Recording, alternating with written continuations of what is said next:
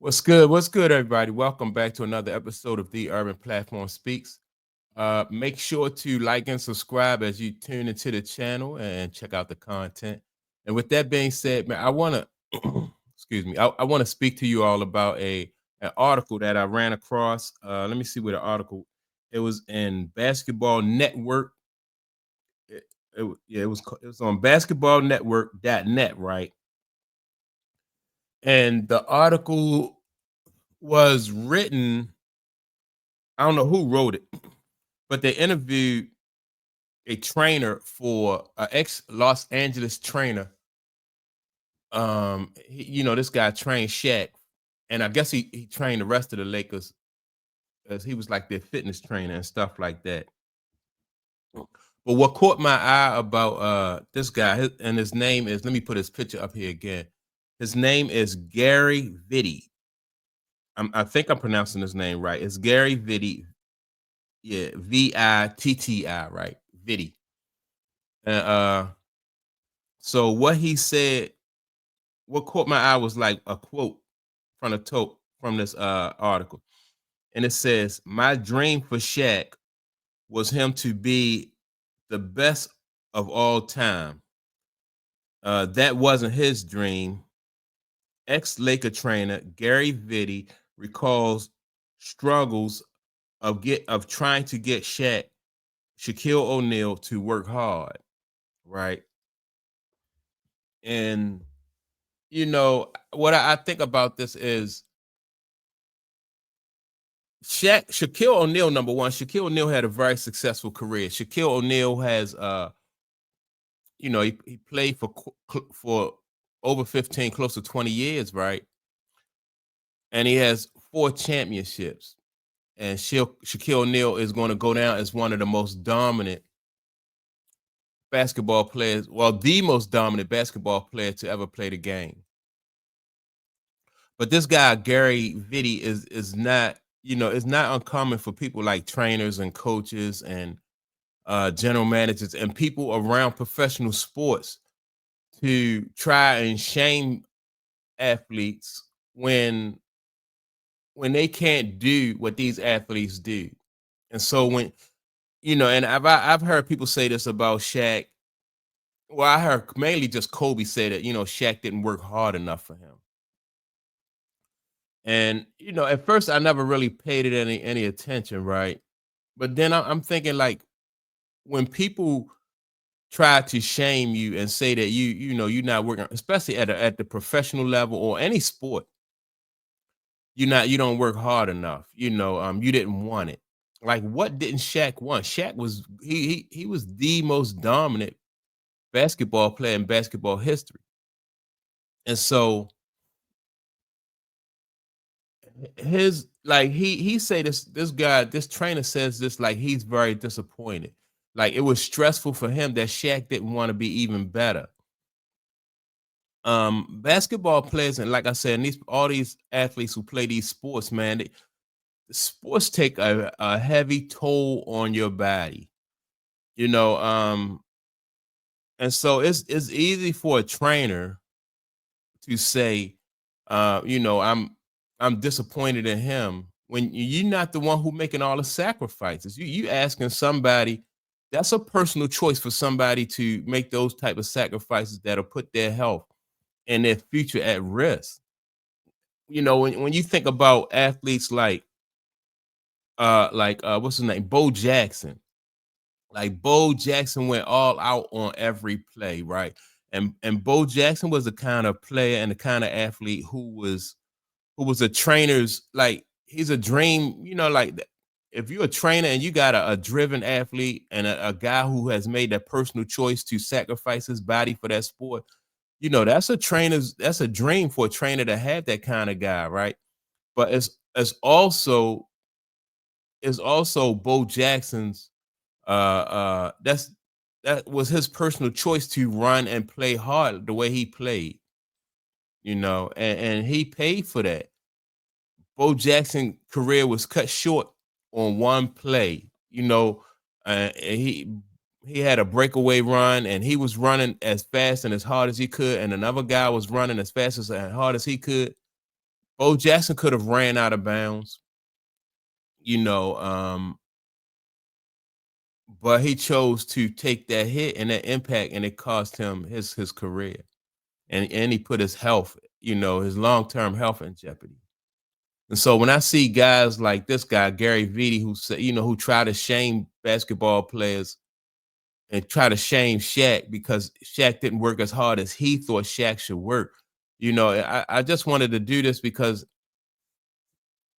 other people are not satisfied until you all broken up. Shaq right now, like he has bad feet, because of number one, he's 7 feet tall, over 300 pounds. That's a lot of weight and a lot of stress on his body and his frame. And if you look at like a lot of big guys who played the game, like Yao Ming, it was so hard for Yao Ming to stay healthy. Like, a very good basketball player. It was so hard for him to stay healthy because these guys are big, and that's a lot of wear and tear on their frame. What's the guy named Joel Embiid? People talk about Joel Embiid like he's lazy and he don't really want it, and they try to shame you. You know, uh, when they can't do what you can do, they don't have the gifts that that you have been blessed with. I remember what's the guy named Allen Iverson used to go back and forth with Larry Brown. Larry Brown thought that Allen Iverson should lift weights, right? Now, anybody who knew Allen Iverson, or if you watched Allen Iverson play basketball, I mean, he went all out every time he played. He went all out. I mean, he hit the floor. Every time he went to the basket, somebody hit him. He hit the floor. He diving for the ball. He playing hard on defense. I mean, his energy was nonstop. But people, like Larry Brown was like, well, I can't get him to lift weights. I can't get him to practice even harder, to make him even greater. And so they used that. People like that used, they were like, we only want you to be great. Allen Iverson was already great. I used to think I used to buy into that. But when you watching guys like, I watched high school footage of Allen Iverson play football, and Allen Iverson was just he was man, he just was a freak of nature, as an athlete. And when somebody comes to you and they have that kind of talent, I think it's selfish of these coaches and these trainers to to ask these. It's a thin line. Like it's a thin line. And these coaches and these trainers, they want all the credit for developing you and developing these athletes when these athletes are the one who make all the sacrifices. If you ever go back and you watch old film of footage of Earl Campbell, was my favorite running back. And every play, man, Earl Campbell had 4 or 5 guys, no less than 4 or 5 guys, um, you know, holding on to him, dragging on to him, hitting him, and doing who knows what else. And if you look at Earl Campbell now, Earl Campbell is wheelchair bound. Like in my opinion, he's one of the greatest running backs to have ever played the game. And to sit and watch him as a fan, that's was a treat. But for what Earl Campbell is going through now, and it's that's a personal sacrifice, a personal choice that an athlete make to take their body and push their body to a limit. And it's easy for a coach or a trainer or something, or even a fan to, oh man, this guy don't want it. He don't, he's soft and all this other stuff. People got to stop thinking like that. I saw, what's the guy, Torrey Holt, he was a wide receiver for the Rams, and I saw his hands, and his his fingers is pointing all different kind of ways, and like his fingers, I mean his hands and his fingers can't go straight like mine. Like they're like all the joints are messed up, and his hand is, his hands are just messed up. And so when you have these guys, and he made that choice, like I said, to play as hard and put his his body at risk like that, that's a personal choice. But for a trainer to try to shame Shaq, like Shaq didn't want to work hard, or Shaq didn't want, to be successful. Like, these athletes listen to their bodies, and they know mentally how much they can take, as far as, like, how much they want to work. And sometimes athletes push themselves too hard because of trainers. From time to time you hear about athletes who just collapse on a football field, because of the heat stroke, or something like that. And you know, and then what do the trainers and those guys say then, when a guy falls out? You had a few years ago, and it don't happen too often. That's an extreme. Those are extreme cases for somebody to collapse. I remember, like, somebody at the Minnesota Vikings, right, collapsed and passed away, because it was so hot out there. But that danger is still there. If not that immediate danger from heat stroke or something like that, that long term damage to, like, people, their feet messed up, their knees are messed up, their hips are messed up, people backs and their fingers, their hands can't, boxers. I know I've seen professional boxers after their career, and they just, man, it just takes a toll. And so people think if you're not performing up to their level, their expectations, then you don't want it. They try to shame you, and oh, this guy, I didn't. You can go read the article that this guy, like I said, it's in, I think it's called basketballnetwork.net, right? And he basically talking about how he was disappointed in Shaq. But if you ask Shaq mother, Shaq father, the people who care about Shaq, like, they proud, those are the ones who really count. This guy right here, nobody care about how disappointed he was as a trainer. You know, if Shaq wanted to work any harder, then that would have been that'd have been a personal choice of his. But I think these people like this, these coaches and these trainers, got a lot of nerve when somebody, you talk about, like, how you're disappointed in somebody like that.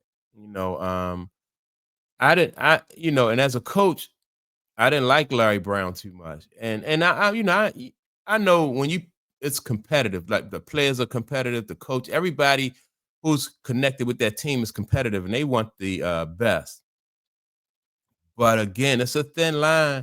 You asking somebody to sacrifice their body, their health, their long-term health for a sport. And then something that you can't do, and then, like I said, you'll be the greatest trainer. Like, imagine if Allen Iverson did everything that Larry Brown wanted him to do, and then he ended up with some type of long-term, they don't think about that. I don't even think that really crosses any of their minds. Like, some type of long-term effect that it's going to have on your body. They don't make those kind of sacrifices. Would they pay for you to, have a nutritionist, or, anything like that? Or maybe they would, just so they can benefit, but they don't care about these athletes all the time, man. Um, I can't say that I was disappointed in Shaq. I was not disappointed in Torrey Holt. I was not disappointed in Allen Iverson, man. I appreciate everything that these guys brought to the table as professional athletes, and the sacrifices that they made. It's, you go, and I recommend y'all, go and read the article. Basketball network dot net. Wait a minute, I'm gonna make sure I get it right. But go and read this article. It's on basketballnetwork.net. And let me know what you think about it. Like, how much nerve that these players, I mean, these coaches have. If you land somebody like a Kobe Bryant or Michael Jordan, and somebody who just a nut like that, or somebody like Tom Brady, like, these guys is, and you, even some professional athletes, they don't want it like Michael Jordan wanted. Like, like some athletes don't want to be Michael Jordan. Some athletes don't want to be uh Tom Brady because they know, like they were like they know what goes into being that type of athlete, like the sacrifice mentally and physically, the cost that comes along with that mentally and physically is, you know, and I never played basketball at a on professional level, but I played with guys who play professional basketball, and I played, this I would, and I stopped playing basketball a long time ago because of I seen guys who continued to play even after we finished with high school and guys finished with college, and then they were still playing these leagues and stuff, around town, and these guys got messed up hips, backs, and knees and stuff like that. I don't want that. I saw older guys with I never had I never had a knee injury to the point where as though I needed to have an operation. I don't have, I'm in my 50s. I never had hip replacement and all that. I didn't want that. Not, not for playing, not to play a sport. I didn't want that.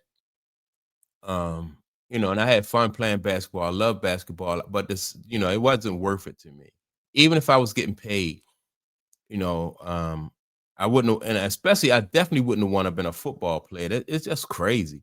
It's crazy. I like watching the sport. I appreciate those guys who play the sport, man, but I didn't want that like that.